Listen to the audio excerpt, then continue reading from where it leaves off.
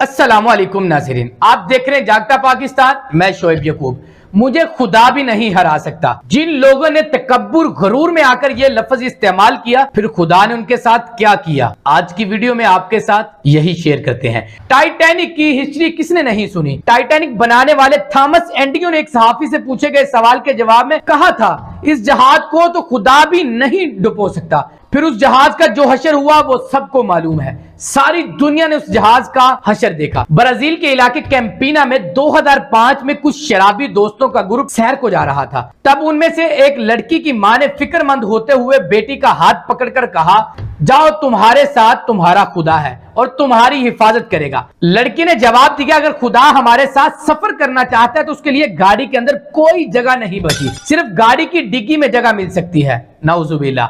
उनके जाने के कुछ ही घंटे बाद खबर मिली कि खौफनाक हादसे में वो सब के सब लोग हलाक हो गए। हैरत की बात यह थी कि गाड़ी के पिछले हिस्से को नुकसान नहीं पहुंचा। मॉर्लिन डाउन मोनरो की एक पार्टी में जब एक अमली काम के लिए मुबल्लिगीन में से एक ने कहा कि खुदा ने मुझे तुम्हारे पास भेजा है, तब उसने जवाब दिया, खुदा से यही कहो मुझे इस हफ्ते आपकी जरूरत नहीं।